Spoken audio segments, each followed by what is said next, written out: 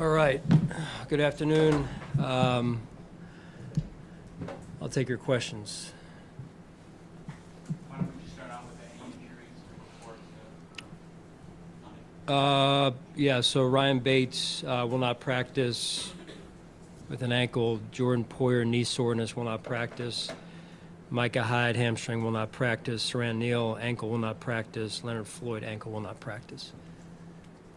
So you face really good offenses. The Chiefs come right to mind. How, based on your film so far, how challenging is this Miami offense going to be? Yeah, very good. I mean, they're all as advertised. I mean, they're explosive. Anybody that touches the ball can score. Whether it's what you think is going to be a 2-yard run turns into a crease and a gasher. Same thing with the passing game. So Coach McDown does a great job of just moving guys around, creating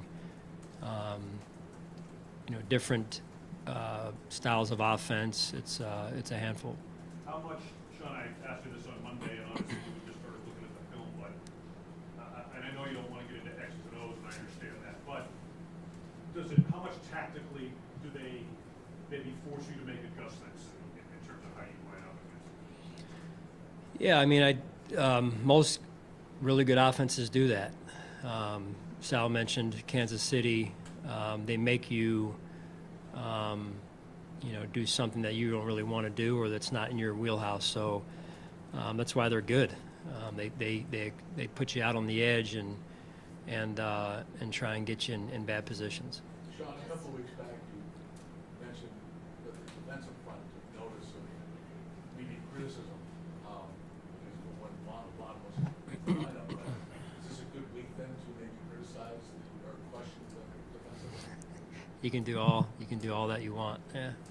Yeah. What do you make of the aggressive approach? Anthony, you mentioned that Floyd kind of accused that unit in being able to maybe be a difference maker this weekend.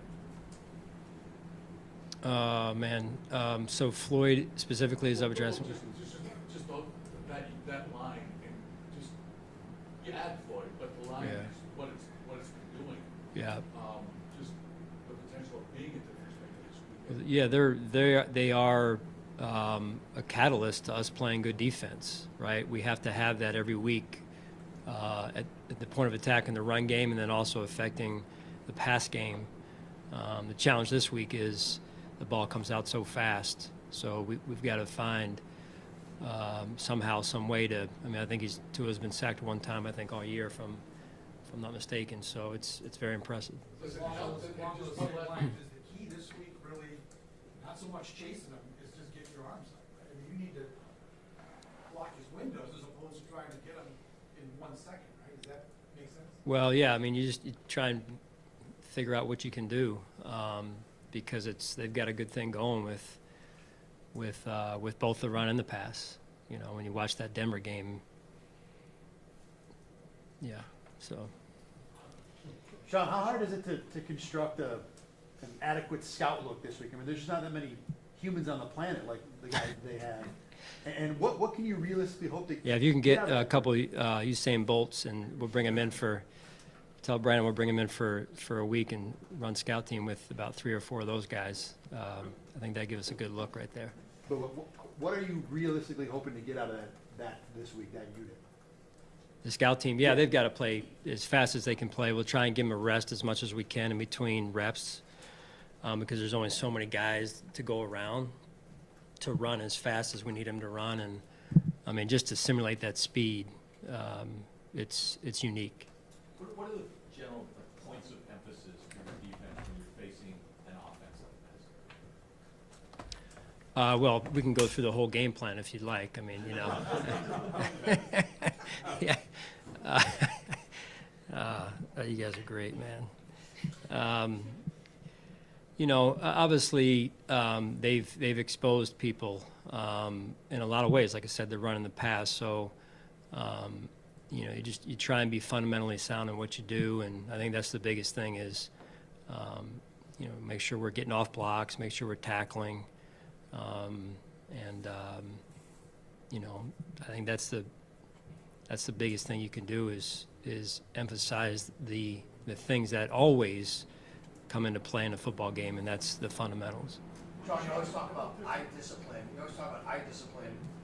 A lot of times it's when you have like a read option type of quarterback. In this case, they do so much motion. There's so much going on. Is eye discipline something you have to concentrate on in a different facet this week? Right, it is, because like you said, there's a lot going on motion-wise. Coach McDaniel's very creative with the motions he uses, and I'm sure you'll see him starting to show up around the league, if not this year, then next year, and because people, beg, steal, and borrow, right, around the league here. So with what works, so he does a great job of, like I said, moving people around and putting players in position to make plays. Sean, what's the art or maybe the science of disguising defense for as long as you can against that type of offense that has so much motion and snap stuff? Is there a point where you just run, obviously run out of time to the play clock, but how does it get condensed in terms of what you're trying to remove from the information you're trying to? Well, that's, I think, part of what, you'd have to ask Coach McDaniel this, but I think that's part of what the motion undresses is your what you're in, right? So it forces your hand a little bit. Can you though do things to buy time? Is there anything you can do? Call timeout. Right. But are you just don't, are you more? I think we only get 3 of those, though. Does it negate the ability to disguise to what degree? Yeah, offenses around the league have different, I guess, mechanisms to get you out of your disguises, right? There's different ways people do it. Certainly they're good at it, so yeah. We played them last year ago in Miami, 21-19. Do you feel like their running game has gotten better and better since then, from the standpoint it's not less RPO, dominated, people, they're running lots of runs. Yeah. Or Barry, what do you think about the improvement of their running game? Yeah, no, it's clear that they stress that, they emphasize that. They do a really good job of schematically putting the players in position with their blocking schemes, and then also they have weapons in the backfield that, as I said earlier, can, all 3 backs can go, and you give them a crease and they're going to be gone like they've been this year, and in particular last week. And I think the running back depth and the running back, the style of runners that they have in week 1 or week 3 last year, they didn't have all those pieces. Now they've got 3 guys that can all go. Sean, the last one is,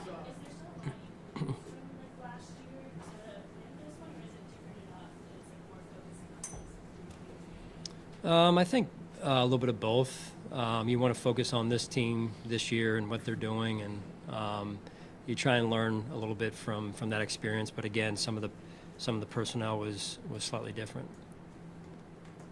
Sean, what's the balance between staying true to who you guys are defensively and dictating the terms, while also adjusting and maybe also throwing some things their way that you haven't shown to other teams and keeping them off balance? Yeah, you want to, as best you can, stay true to who you are. Like I said, fundamentally, I think that's the biggest thing, is just making sure that we are bringing fundamentals to the game, and we're practicing those today, and that's going to be highly important to our success. Sean, the last 2 weeks you've been one of the best time possession teams in the league. Pretty simple. It seems like that's the best way to play defense against the Raiders. Your offense needs to sustain drives and keep them off the field, right? Right. Yeah. When you're playing a team like an explosive team, a team that scores like this offense does, and you have to play a complementary game, and so all 3 phases have to blend together and work together. So it's certainly going to take all of us to get it done. Tyreek was obviously very successful when he was in Kansas City. He's carried that over down to Miami. Have you seen them ask him to do different things, and have you seen his game change at all since moving from the Chiefs to the Dolphins? His level of play, I would say, just generally speaking, obviously the systems are slightly different, but his level of play to me, is just as high now as it was then. He's incredibly fast, as we all know. I'm stating the obvious, but when you have a player like that, and then you've got the other speed elements that they have, Waddle included, you know, it's a lot to handle. Sean, what are the elements of Terrell Bernard's game that have allowed him to be so successful in your defense this far? You know, he's a student of the game. He's very into the process of preparing himself to play, and I think the other piece is the DNA that he possesses is about, or helps him to really earn his way on the team. Yes, playing time. Yes, respect of his teammates. Yes. Center and leader of the defense, in the middle of the defense, yes. Signal caller, yes. I mean, he just takes that personality that he has, I think, is impressive. So. I mean, were you, because he didn't play in the preseason because of his injury, how certain were you about him in that role this beginning of the year? Well, I mean, you don't really know for sure. And listen, we're just through 3 games. But he possesses certain qualities, if you will, as a person, as a player, that you think, hey, it could be. That's why Brandon drafted him, right? And as coaches, we like him, and liked him then and like him now. Is there's things that you see in his base of who he is that you like. And now, do you know if it's going to, blossom and turn into something? You don't know that. But he's certainly off to a good start, and he's worked hard to get there. Sean, how much different is it getting ready for that defense where the personnel is largely familiar, but the scheme and the philosophy is, almost a 180 with Vic now? Yeah, Vic does a really good job. He's been at it a long time, been a head coach. I mentioned this the other day. I have a lot of respect for Coach Fangio. He's a guy that, I tried from time to time to meet with Coach at the combine, where we're sharing, hey, best practices. And I was just a young coach, years ago when I had a chance to do that. And I didn't really know him at the time, but he was kind enough to sit down with me and just share some of his, because he's always had a good defense wherever he goes, whatever the talent level. He's always had a good defense, and I respect that. Sean, you talk about staying true to yourself on defense. In a game like this, going up against this kind of offense, do you also say the same thing with the offense of not trying to get carried away, not trying to put up 30-plus points, and again, staying true to yourself and not trying to get in a shootout with them? Yeah, just overall, I think keeping your own identity is important. Hard to do, but it is important overall as a team, for sure. All right, thanks, guys. Thank you.